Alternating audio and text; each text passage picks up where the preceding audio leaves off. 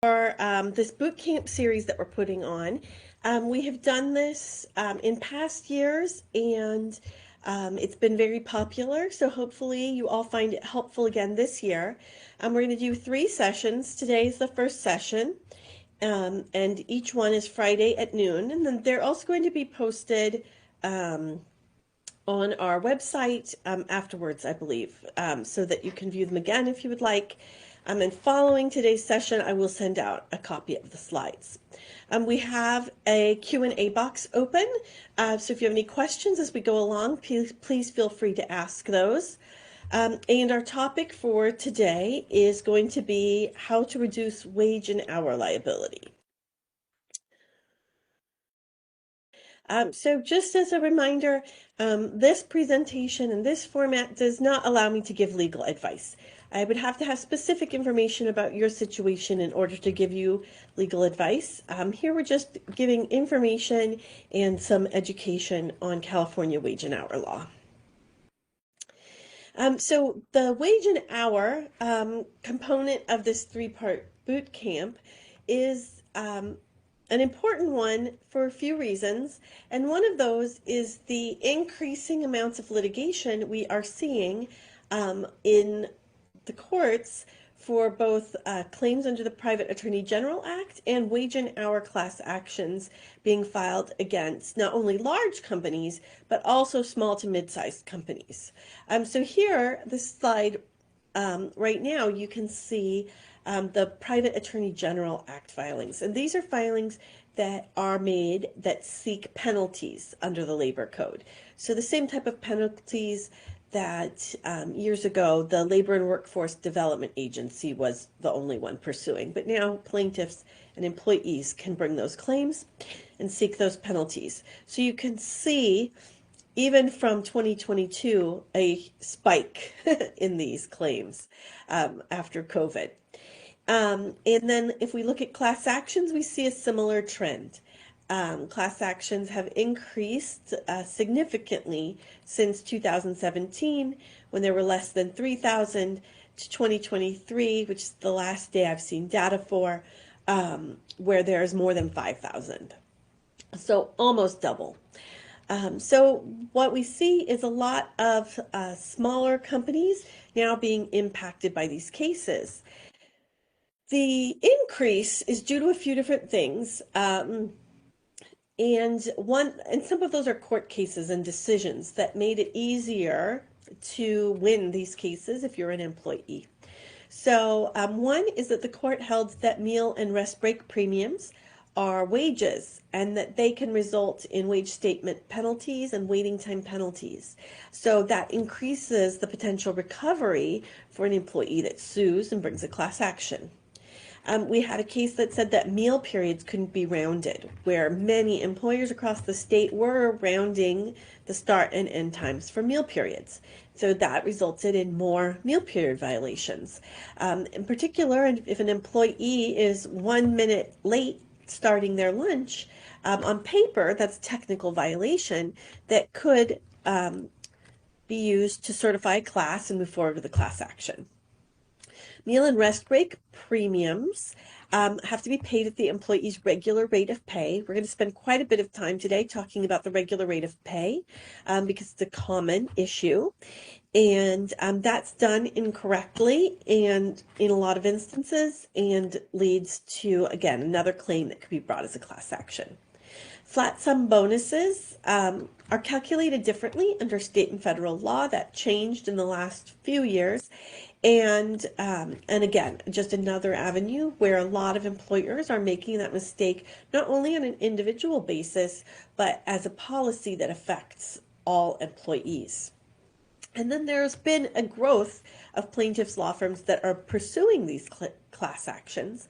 And also the strategy has shifted. Whereas before they were looking to spend their time pursuing claims against very large companies with a lot of employees, now we see a trend of pursuing more cases even when they're smaller. So a typical class action complaint and a PAGA complaint would be the same. They include these causes of action. And a lot of times it's just a boilerplate complaint that says, alleges everything, including the kitchen sink. And then as the case goes on, this gets whittled down. But the first thing alleged is always a failure to pay for all time worked at correct rates of pay. And that includes a few different things. One, off the clock work, which we're going to talk about, which is that the employees aren't capturing in the timekeeping system all of the time that they're working. It also includes whether that time is paid at the correct rate of pay, and that includes the regular rate of pay issues. So if the employee's overtime rate isn't being calculated correctly because a bonus wasn't factored into it, for example, then that would give rise to a systemic problem across the whole payroll that would be appropriately pursued as a class action. The next one is failure to provide meal periods and pay meal period premiums. This is a very common one because for a few reasons, but one of which is that it's a strict liability type of situation, wherein if the employee doesn't take it on time, it's technically in violation of the law, but there are, of course, defenses to that. Not really strict liability, but the rule is very strict. The employees paper, their timesheets show a technical violation, and then the employer has to then explain or prove why that wasn't really a violation. And we'll go into that in more detail. But because of that very strict regimen about when they can start and how long they must be, we see a lot of violations. Partly that's because employees have incentives not to take their meal periods on time in some cases. I have seen quite a few cases where employees start early in the morning, say a 6 or 6:30 a.m. start time, and they want to take their lunch at noon because that's when they're used to eating their lunch, but that is a late meal period. So things like that are at play. Rest periods are usually alleged in these cases. They don't have to be documented and they aren't quite as strict, so they're a little bit easier to defend. Failure to provide accurate wage statements. We see less and less employers that have information missing from the wage statements themselves, but if there were hours that weren't listed on the pay stub because they weren't captured, that could be potentially a violation because it doesn't list accurately the amount of time the employee was working. Failure to maintain records is a problem in some cases where certain types of information aren't being kept or maintained. Failure to reimburse necessary business expenses. The most common one we see is cell phones. Failure to pay vacation time. That's owed at termination, but there can also be some other issues with vacation time. And then there's this last one, which is a failure to pay all of the wages due upon termination of employment.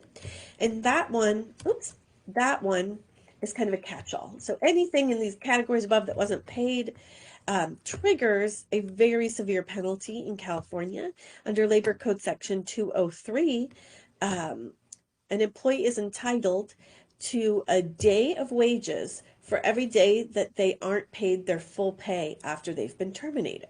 So in some, I think it was intended probably to address situations in which the employer didn't have the paycheck ready, or they withheld some amounts improperly. The employee comes back and says this isn't correct, and it takes 3 days for the employee to get that pay. There's some situations in which an employer lets employees go but doesn't have the funds to pay, and so they don't pay those, or it takes them a while to get around to it. But in class actions, where it was an inadvertent error, what it results in is a very, very large amount of liability because it's not just a month's worth of pay, but 30 full days, so more like a month and a half of pay at the employee's final rate of pay. So it's often the biggest component of our cases. So today we are, I didn't finish filling this out.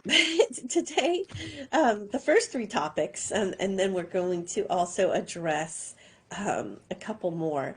But the first one is the importance of capturing all of the hours worked, the types of compensation that require additional pay that sometimes trip up employers, how to properly classify your employees exempt or non-exempt, how to calculate the regular rate of pay, And I feel like there's one more category, but it's a surprise. We'll get to it. So starting with the importance of capturing all of the hours worked. This is the rule. The time during which an employee is subject to the control of an employer and the time that the employee is suffered or permitted to work, whether or not they are required to do so.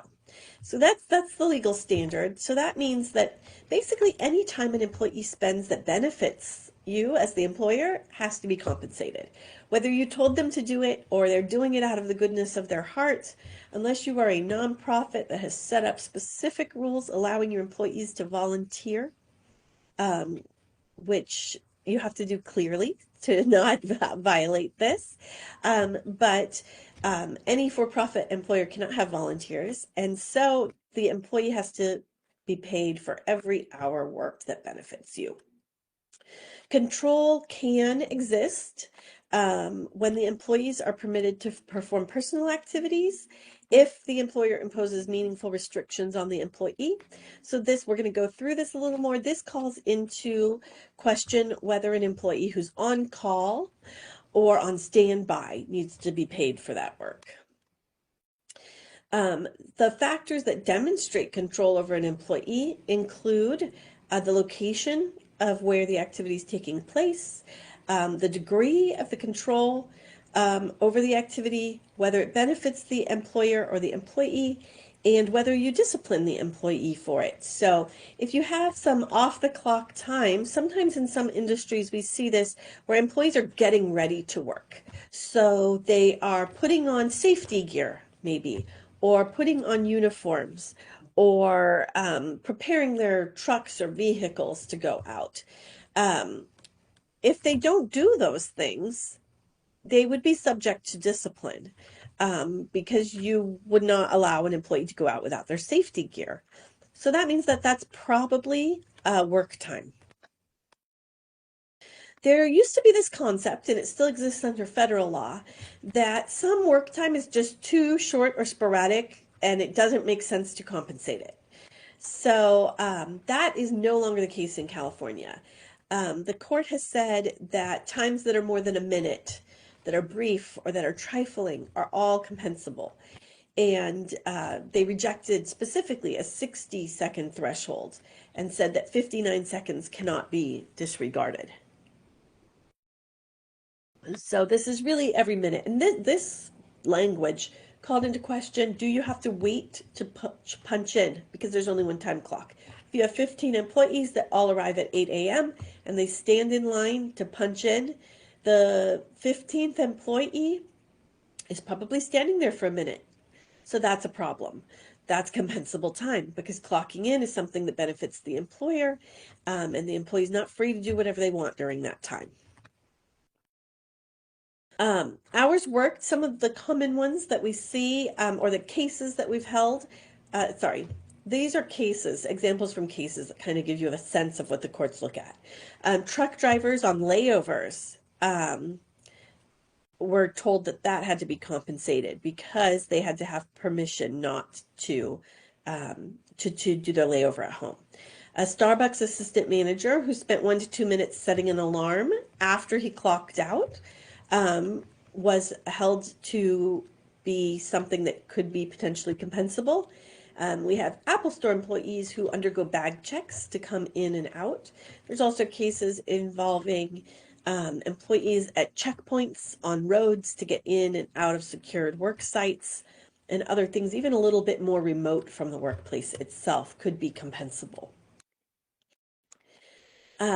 So the mistakes we see relating to the hours worked are, one, the employees don't record all the hours worked. There's off the clock work. That's either because of how the clock is set up or because of how the employees are filling out their timesheets if you're still using handwritten timesheets. The employees don't always accurately record their hours worked. I see so many handwritten timesheets that say 8 to 5, 8 to 5, 8 to 5. And the courts have said there's no way every employee in your workforce is arriving exactly at 8 and leaving exactly at 5. There is some rounding that's allowed on start and end times, but that's becoming more and more disfavored because it makes it difficult to know if you have a time clock or a payroll system that rounds, you know exactly how that's being applied. And there's a punch where you can see that, oh, this employee punched in at 8:01, but our time clock rounded it to 8. Whereas when an employee is self-rounding on their timesheets, there's no way to actually tell when that employee was working. And we see supervisors complete time cards for employees or correct time cards without having the employee sign off on that correction. And that is often called into question in these cases. And then rounding has to be neutral. So sometimes we see rounding policies that on their face seem like they would be allowed, but when you look across the workforce, it tends to be to the disadvantage of the employees, and that would not be allowed. So there are, so that was my, okay, let's see. I have some Q&As over here. I was going to say, do you have any questions on that section before I move on? The first question is, should we have employees clock in and out for rest breaks? That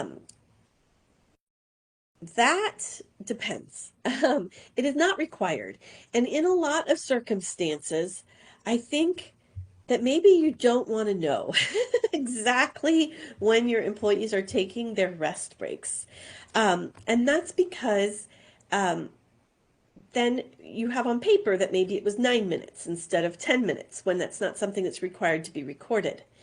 But I do have some employers that choose to record the rest breaks even when it's not required because they have employees that are not very good at taking their breaks and the employees are off-site. So there's no way to really monitor it.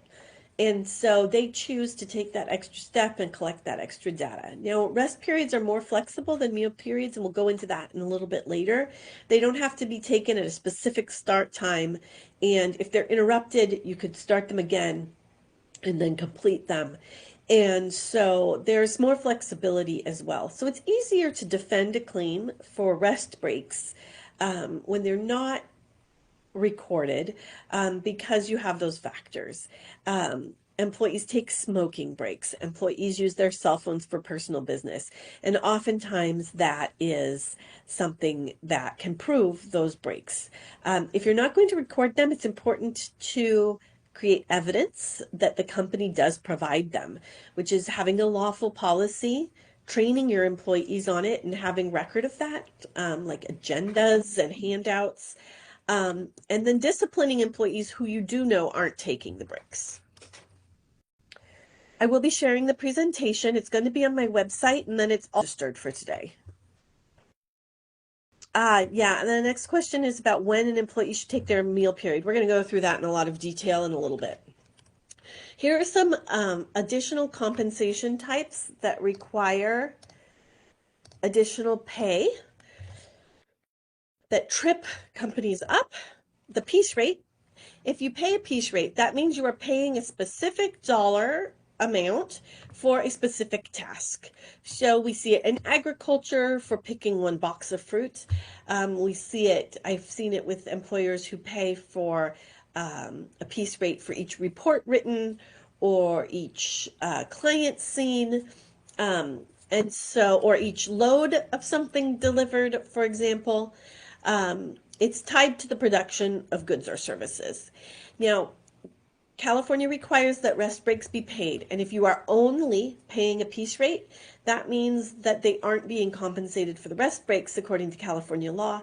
So you have to add some extra paid time onto the time cards and the payroll for those rest periods. So that 20 minutes needs to be separately compensated because if you're being paid for actually, filling up a bin with fruit and you take a 10-minute rest break where you are not filling any bins, then necessarily you're not being compensated for that 10-minute period. You can't say the other time averages over. California looks minute by minute at the employee's work time to determine if it was paid. There's no averaging.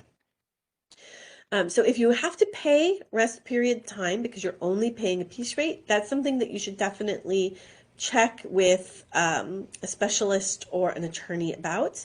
And then actually, if you pay piece rates or production bonuses, or non-discretionary bonuses, those are just, or commissions. Any of those four things, very tricky to do correctly in California, and I do recommend having that checked out.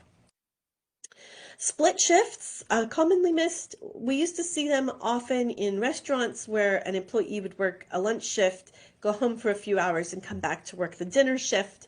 When this happens, the employee has to be paid an additional hour of pay at the minimum wage rate for that workday. But the split shift can be credited or offset if the employee earns more than the minimum wage for other hours worked. So if an employee, a lot of times restaurant workers are paid a minimum wage, and so they are entitled to that extra hour of pay. I have had cases with transportation workers, for example, where they drive in the morning and then there aren't very many needs in the middle of the day, and then they drive again during the evening hours or the afternoon hours. That would trigger the split shift. They're often paid more than the minimum wage, so sometimes nothing is owed because of the offset. Reporting time pay is owed when an employee who reports to work at the company's request is furnished less than half of their usual or scheduled day's work. The employee has to be paid for at least half of the scheduled work, but no less than 2 hours nor no more than 4 hours. And then if the employee reports for a second shift in the same day, they're to be paid 2 hours at the regular rate of pay. Callback pay, oh, actually, that last tab goes on this one. Callback pay, an employee who is called back for a second work period in a workday and given less than 2 hours of work qualifies for callback pay. The employee has to be paid a minimum of 2 hours of pay at their regular rate of pay without regard to the number of hours they actually work. So it's a minimum of 2 hours. And if that's outside of the company's control, the power goes out or something like that, that's the only exception. On-call or standby time is what we were talking about earlier. Is the employee under enough of the employer's control that that time should be compensated? If they have to stay within, if you require them to be able to be in the office within 15 minutes of call, that's a pretty limited geographic restriction. If they have to respond to a call within 5 minutes or call back within 5 minutes, that's a pretty significant restriction. If they could trade with another employee or have some flexibility there, that's, I think, less of an important factor, but it's one of the things courts have noted. What type of personal activities are they permitted to do? Do they have to be sitting at home and waiting for that call? Or can they really be doing whatever they want during that time? If they can't drink any alcohol while they're on call, that's a significant restriction. And then there's potentially other limitations. And then the courts have said this applies even not just if they're like an on-call on a Saturday, but if they are having to sit on call in the morning before their shift to see if they're needed, that also could be on-call time that has to be paid. Makeup time, it's not necessarily an extra type of pay, but it's something that sometimes gets confused. Employees who work, say, an 8 to 5 schedule, 40 hours a week, maybe the employee has a doctor appointment at 3 p.m. on Tuesday. The employee doesn't want to take sick time, doesn't want to lose out on those hours, and so the employee asks if they can make up the time. So the employee leaves at 3 on Tuesday, but the employee then stays 2 extra hours on Friday to make up the missed time. That's allowed as long as the employee makes the request in writing and it's approved in advance, and the time is made up in the same work week, and then the time does not exceed 11 hours or 40 hours in the week. So the Friday time, the employee worked their regular 8 to 5, and then they worked an additional 2 hours. So they worked 10 hours that day, but they don't need to be paid overtime because they are making up the Tuesday hours and they met the requirements to not exceed 11 or 40.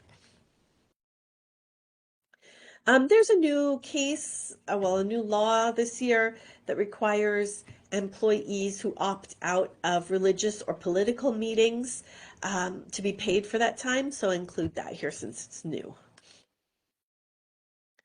We're going to talk about, does anyone have any questions on that, first of all, before we start talking about how to classify employees as exempt and non-exempt? Okay. Exempt versus non-exempt. These are the exemptions in California. Um, Executive employees, administrative employees, and professional employees. Those are referred to often as the white collar exemptions. Outside salespersons, computer software employees, commissioned inside salespeople. They're only exempt from overtime, not this, which is different than the executive, administrator, or professional, where they're exempt from all of the requirements to take meal and rest breaks as well. Truck drivers that are transporting goods in interstate commerce are exempt from overtime and also under a separate rule, meal and rest breaks. Truck drivers that are driving trucks in California that meet minimum gross weight standards are also exempt from overtime. Overtime is paid at 1.5 times the regular rate of pay, either for 8 hours in a work day or over 40 hours in a work week. I don't see it very commonly, but sometimes I do see employers that forget to calculate one or the other. The first 8 hours on the 7th consecutive work day in a work week is also paid at overtime. And I see that one missed more frequently. We had a case in California that required that employees get the seventh day of each work week off.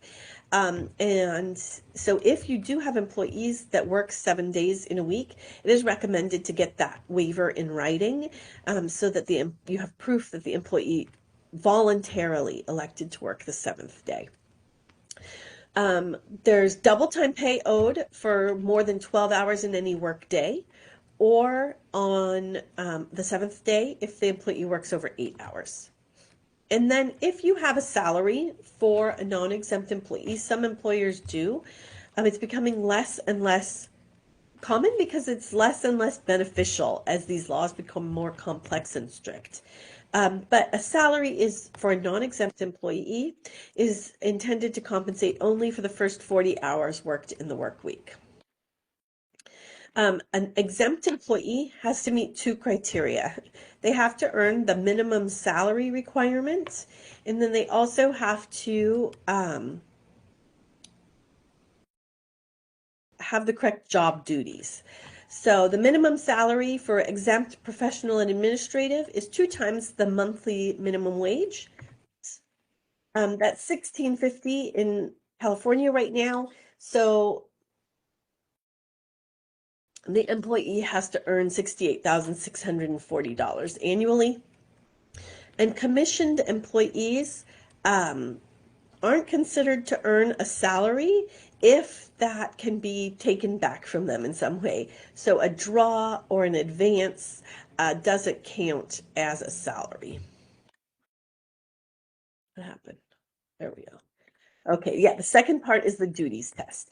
And California looks at each activity and determines is it exempt or is it non-exempt. Under federal law, it's a bit more generous, and you can manage employees but help customers at the same time without losing the exemption. In California, you have to spend more than half of your time on the exempt duties purely. Here's the test for the professional exemption. It covers licensed individuals like lawyers, doctors, dentists, others who are in a learned or artistic profession with an advanced knowledge or skill. Some original or creative artists are professionally exempt as well. And then there's another test, this last one, predominantly intellectual and varied in character, which can cover some other certified professionals where they have advanced education. The administrative exemption, that individual customarily or regularly exercises discretion or independent judgment. They're doing office or non-manual work that's of substantial importance relating to policies or business operations. Or it can also be someone that is directly assisting an exempt executive. They do their work with general supervision um, along lines that require specialized training, experience, or knowledge, or executing special assignments. Exempt administrative activities are not production work um, that's needed to create or sell the product the business is selling. It's work performed at the level of policy or general operations, and it's not work that carries out the day-to-day operations of the business. The executive exemption is someone that's primarily engaged in managing a department or subdivision. They supervise at least two other individuals. They have the authority to hire or fire or recommend to hire or fire, and they regularly exercise discretion and independent judgment. This has to be, again, their primary job duties. Here's a list of potential exempt duties. Directing the work of others, disciplining employees, planning the work and determining how it's going to be carried out by others. Non-exempt tasks, so this is what you want, it's a red flag if your exempt employees are doing a lot of this, is performing the same kind of work as the subordinates, performing service work that's not supervisory, making the sales, replenishing the stock, performing clerical work, performing maintenance work. It's a good idea to audit your positions periodically to see whether the job that's actually being carried out is still meeting the exemption. The exemption for computer professionals is that they're primarily engaged in work that is intellectual or creative and requires discretion and independent judgment. Designing, documenting systems, programs, software, etc. They have a minimum hourly rate that is unique to them, which is $56.97. That does go up each year, so it's important that you make sure your wages are keeping up with those increases. I think it's tied to a price index. Outside salespeople spend more than 50% of their time away from the business selling product.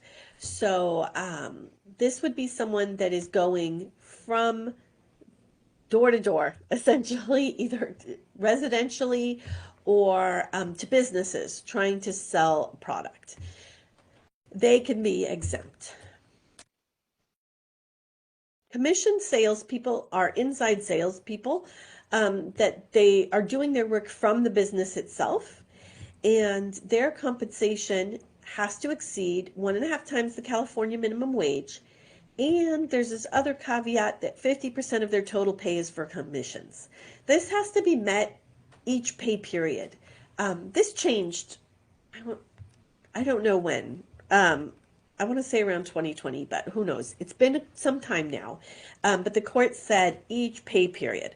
So if you have an employee that earns a commission, they need to earn 1.5 times the minimum wage and have 50% of that as commission in both the first pay period of the month and the second pay period of the month.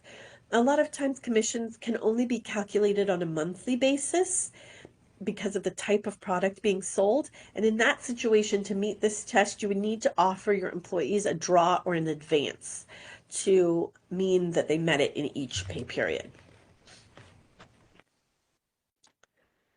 Truck drivers, their exemption applies to overtime only, but they still have to be paid the minimum wage and receive meal and rest breaks unless they are interstate drivers who have a separate rule under the Motor Carrier Safety Act. And then here's a note. It says commission sales employees, but these exemptions for overtime don't necessarily mean that the person is exempt under the California sick leave law's definition of exempt employee. So you want to make sure that you're calculating sick leave correctly for these folks that have exemptions. For example, I'll expand on that. Our inside commission salespeople are exempt from overtime, but they are not exempt from the payment of overtime, but they are not exempt from having to record their hours worked. And so that's why sick leave would have to be calculated differently for these individuals. Any questions? Okay. Does a company have to offer makeup time? No, it's voluntary. You could require employees to work their regular schedule or to take sick time, for example, in the example that I gave. Just make sure that if you do offer it, you want a policy that's compliant and that you have it in your handbook. Any questions on exemptions? Okay. Calculating the regular rate of pay. Let's see. This is a tricky one. So the regular rate of pay is not just an employee's hourly rate, but it includes all types of compensation that they receive, that either the courts or the law has said have to be included. So, one second. Sorry, I have a cold. So overtime. Okay, so when do you have to pay the regular rate of pay? You have to pay it when you pay someone overtime. That's paid at the regular rate of pay. You have to pay it for sick leave. You have to pay it for reporting time pay. You have to pay it for meal period premiums and rest period premiums. And you have to pay it for rest breaks for piece rate employees. So what that means is if I'm an employee that works for minimum wage, I make $16.50 an hour, except once a month, if my team hasn't had any safety violations, we receive a $100 safety bonus. What that means is that the state doesn't consider that I only earn $16.50 an hour. The state considers that I earn $16.50 per hour plus $100 divided across the amount of hours I worked in the month. It's complicated. We're going to go through it in a little bit. But there are some things that have to be considered that often create errors that lead to these class actions. What has to be considered in that regular rate of pay? Hourly pay, of course. Shift differentials. If I work a daytime shift, I'm paid $16.50 an hour. If I work a nighttime shift, I get an extra $50. Or if I work a nighttime shift, I make $17.50 an hour because that's a less favored shift. That discrepancy has to be included. Salaries, we have some employees that are not exempt and they receive a salary for their first 40 hours of work, and then they also receive hourly pay for any overtime, the salary and the overtime. The salary would have to be included. We have people that earn a salary and a commission, both types have to be included. If you earn a piece rate, that has to be included. So for example, if I pay someone $50 an hour for work, and then if they write extra reports for me, it's $100 per report. That fee for the report is something that has to be included in my regular rate of pay. Commissions have to be included in the regular rate of pay, even if they're small. Some employees are eligible for a lot of different commissions, depending on what they do. As an incentive to kind of add extra value, those have to be included. Non-discretionary bonuses of any type have to be included. We're going to go through what that is in a moment.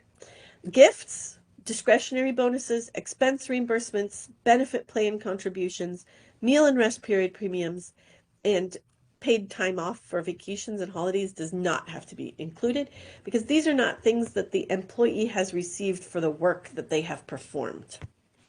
Up in the top category, those are all things that the employee's work is generating. These things below are not. A non-discretionary bonus is a bonus that is promised or expected. The bonus is tied to specific criteria like sales goals, productivity, attendance, length of service, some other metric like I said, safety for the team. So if the sales team meets a specific goal, they get a percentage bonus of that, either annually or monthly or quarterly. That then has to be paid factored into the regular rate of pay. Discretionary bonuses are given in the sole discretion of the employer. They're often tied to holidays. So we give out a Christmas bonus as an appreciation for the fact that the employees are working for us.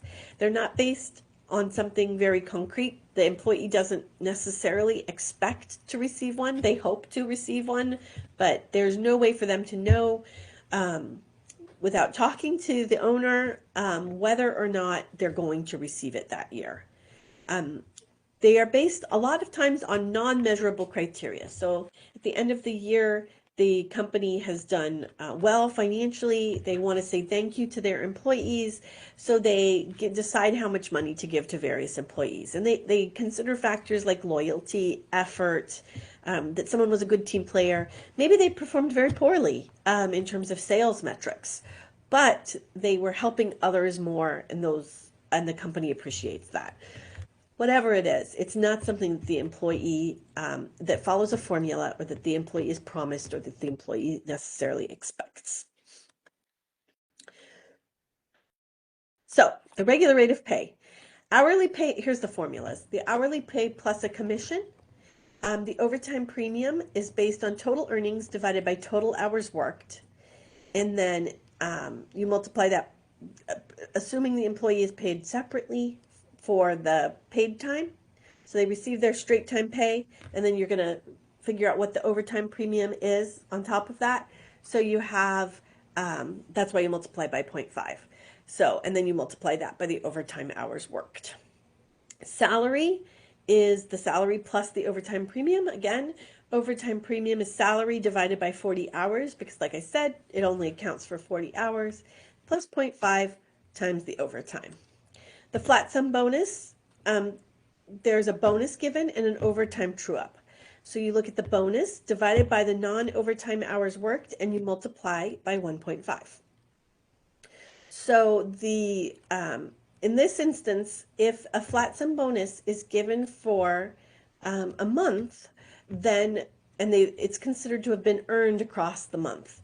So if it's based on safety, for example, there were no safety incidents in June, so this particular team of employees is going to get a safety bonus of $100. So you take the $100, you divide that by all of the regular hours worked, not overtime, but regular hours worked, and you come up with a total amount that the bonus was earned per hour. You're trying to divide, you're trying to determine, based on the number of hours the employee worked, what portion of the bonus did they earn each hour.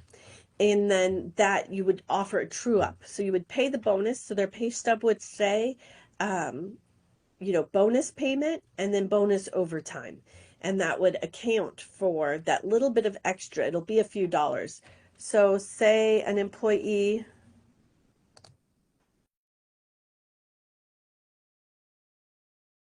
well, it's not working. Here we go. Say an employee earned a $100 bonus for the month, and they worked 120 hours.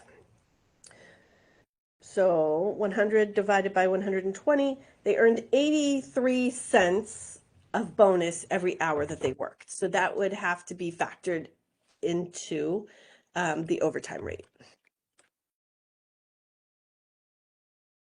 It is easier not to pay bonuses. It's true. California is deterring companies from paying bonuses.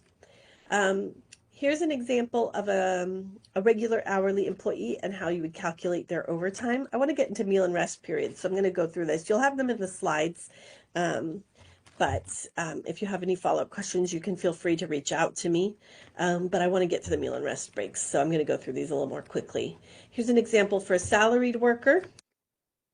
Here's an example for a piece rate and commissioned worker. You divide the total earnings in the work week by the total hours worked. If you have two or more rates of pay, you have to take the weighted average to determine what the regular rate of pay is. If you offer a production bonus, the calculation is the production bonus divided by total hours worked in the bonus earning period times a half, or times 1 for a double time. calculation. A flat sum bonus is the regular rate of pay. The regular rate of pay is the bonus amount divided by non-overtime hours worked, multiplied by 1.5. Why it's different than the production bonus, I don't know, but that's what the court has said. Sick leave is tricky because if the sick leave isn't earned in the period in which the bonus was earned, you have to do also a sick leave true up at the end of when you offer the bonus. So if you paid sick leave at the regular rate of pay and then the employee later earned a bonus, you would then incorporate that on the bonus paycheck. But you can also do a 90-day look back, which I think is sometimes easier if you have these bonuses covering multiple periods, because that the sick leave law says that you can calculate the 90-day look back by dividing the covered employee's total wages, not including any overtime premium, by the employee's total hours worked in the full pay periods of the prior 90 days of employment. So if there are a lot of little bonuses or bonuses earned weekly or something like that, they're captured in that 90-day look back, and the employee is paid a sick leave rate that incorporates the bonus paid. Well, now we're on meal and rest periods, even though that title slide isn't right. Here is the meal and rest break rules. If an employee works less than 3.5 hours, they do not need a rest break or a meal break. If they work between 3.5 and 5 hours, they're entitled to one rest break because a rest break is owed every 4 hours or major fraction thereof. If they work between 5 and 6 hours, they're entitled to one rest break and one meal break, but that meal break could be waived by mutual consent. I do recommend getting that in writing. And you can do meal break waivers in writing that stay in the employee's file and apply going forward until the employee revokes them. So if an employee always works 5 hours, you only need one waiver. If an employee works between 6 and 10 hours, they are entitled to 2 rest breaks and 1 meal break that can't be waived. If they work between 10 and 14 hours, they're entitled to 3 rest breaks and 2 meal periods. But if the employee works less than 12 hours, one of the breaks can be waived. They have to take either the morning break or the afternoon break, but they can waive that second one. Where that becomes tricky is sometimes employees will be scheduled to work 12 hours and then they go over 5 minutes. And then it's the very end of the day, but they missed their meal periods. You want to avoid that. And then more than 14 hours, they have to have 4 rest breaks. Those keep increasing. The meal breaks is capped at 2. Rest periods have to be an uninterrupted 10-minute work period where the employee is relieved of all duties. They need to be able to leave the premises, and that is paid time. They don't clock out and lose pay for that. I had the standard here, but I've already said it. And they should be taken in the middle of the work period insofar as practical. It's not a hard and fast rule like meal periods, which are 30 minutes minimum, and they have to start before the end of the employee's 5th hour of work or before the end of the 10th hour of work. They can waive them if they work 6 hours or less, and the employee works between 10 and 12 hours and they didn't waive their first meal period. If the employee is required to remain on the work site, a suitable place to eat must be provided, but it is better if the employees are free to leave the work site. There are almost no workplaces where there would be a reason to prohibit them from leaving the work site. There are some small circumstances where a safety issue arises. Meal periods cannot be rounded, and there's no de minimis time that factors into these. Here's an example.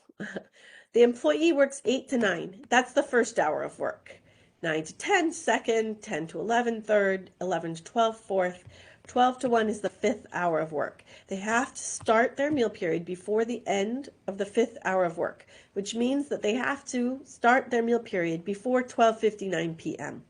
So when scheduling meal periods, I do not recommend that you schedule them at 1 p.m. That would be late. And they should probably be scheduled at 12 because then you have a whole 1 hour, well, 59-minute buffer for the employee to start their meal period on time if they're running late. So giving that buffer is a good idea. 1 to 2 p.m. would be the 6th hour of work. And if the employee worked 6 hours or less, the meal period can be waived. Here's an example. The employee starts at 8. They work until 12. That's hours 1 through 4. They take their lunch from 12 to 1, which is in the 4th hour of work, or within the 5th hour of work. That's not work time, so that's not counted. So then their 5th hour of work begins from 1 to 2. 2 to 3 is their 6th hour of work. 3 to 4 is their 7th hour. 4 to 5 is their 8th hour. 5 to 6 is their 9th hour. 6 to 7 is their 10th hour. So if you're having a second meal period, that must begin by 6:59 p.m. if it's not waived. 7 to 8 is the 11th hour. On-duty meal periods can be allowed if the nature of the work prevents an employee from being relieved of all duty, and it's agreed to in writing, and the agreement allows the employee to revoke. I've had some unfortunate circumstances where the waiver itself wasn't compliant and then it wasn't enforced. So that's a very bad situation to be in. So you want to make sure your waiver is compliant. They still have to be 30 minutes in length. So if the employee is working on the job, this happens a lot with trucking companies. If you're hauling hazardous material, the employee can't leave the truck because that's not allowed by state and federal law. But they can stop what they're doing and take a meal period, even though they're not relieved of all job duties because they maintain general supervision over the truck. It happens in group homes, for people providing medical services on an individual basis, for workplaces that are remote. If you are having your employees work on duty meal periods, be prepared that if there was litigation, the plaintiffs are going to challenge that reason and really want you to prove why couldn't you actually relieve this person of work? Why couldn't a substitute have been sent out for 30 minutes to relieve them? Was that financially infeasible, geographically infeasible, or some other reason? Employees that miss meal periods are entitled to an extra hour of pay at their regular rate of pay. So meal period premiums have to be paid when an employee is not provided the opportunity to take that compliant meal period. I have employers who monitor each meal period, and if it's non-compliant, they ask the employee to provide a reason. Was it because of work or because you delayed a little bit because you had to pick your kid up during your lunch break? Or is it because you just didn't want to get up from your desk and were slow to get to the time clock? And then they only pay they only pay premiums for meal periods that were really denied because of business rather than the employee voluntarily just making a decision not to take a compliant one. Now, if you let your employees decide willy-nilly when to take their meal periods or not, there's an argument that there's a non-compliant policy. You have it correct in writing, but everyone in the workplace is taking them late. That's going to mean that the employer is allowing that, and that's become their policy. So you're going to want to do some discipline of employees who are not taking compliant meal periods so that you can show that that's not something that you encourage. And also you want to document your training, and so that you can show that you really did intend for your employees to take compliant meal periods. You cannot combine, you can't add rest periods onto the end of a meal period in order to make it compliant. They have to be separate. Okay, I made it to the end. Apparently that was my last category. Does anyone have any questions? We do have a few minutes left. I rushed through a little bit of it. But these are definitely the most litigated issues in wage and hour right now, I think.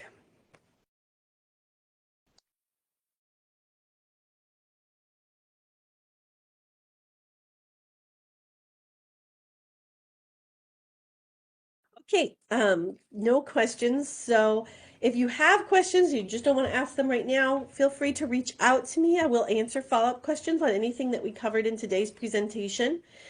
I will send out the slides to everyone who has registered for the webinar, and then we will provide a link to the video as well.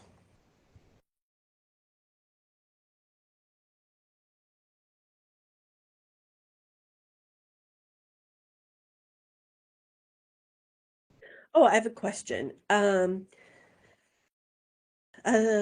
would be the appropriate language when referring to a salaried employee and taking lunch breaks?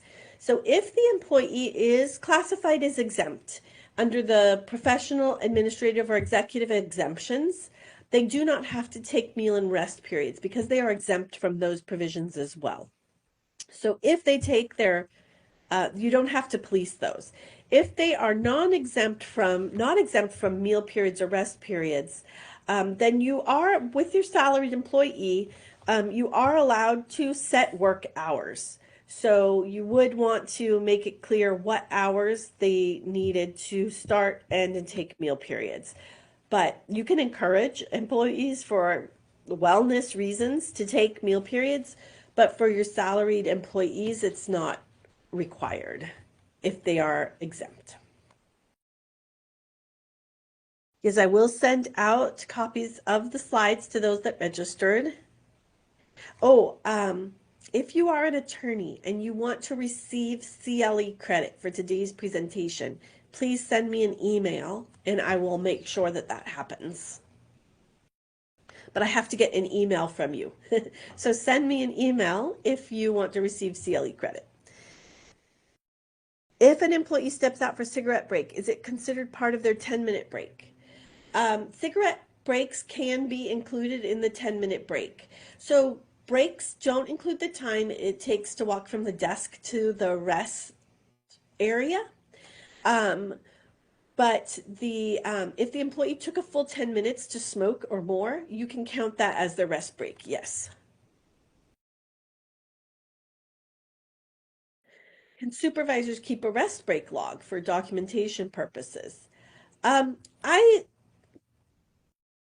with supervisors making sure these kind of things are complied with, yeah, they could. I would keep that in a supervisory file for them to kind of get us to them to track whether or not they felt like compliance was being done. The If they're recording exactly the times that the employees are coming and going for rest breaks, um, it might make sense to have the employees recording that and signing off on it, depending on the reason that the employee is doing it, or I'm sorry, the supervisor is doing it. So that might be something that you want to run by your attorney in terms of the reasons for tracking that information and how to make it most useful to defend a lawsuit. I am not certified to offer SHRM credit.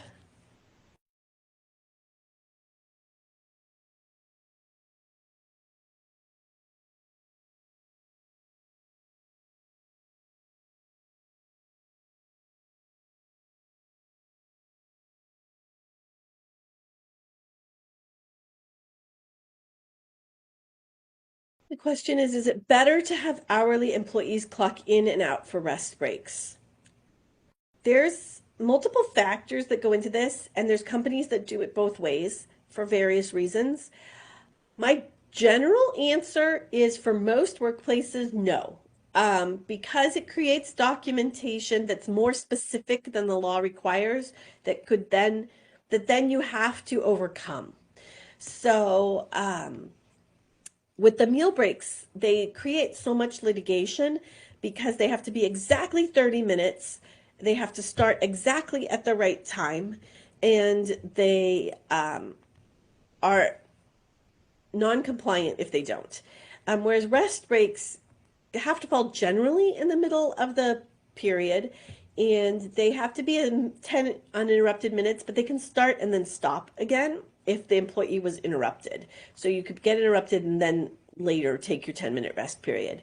But if you have documentation of exactly when they are, then someone could nitpick that and say, well, look, the rest periods on a whole aren't falling in the middle. Why is that? And you would have to then put in evidence to explain why employees were choosing to take them at those particular times and that they weren't being deterred from taking them in the middle. I think it just kind of sometimes opens up the company to have to provide more defense than they would otherwise. But there are instances when you want to know exactly when they're taking them for other business reasons or because of the nature of the workforce. So it's something I think to discuss one-on-one.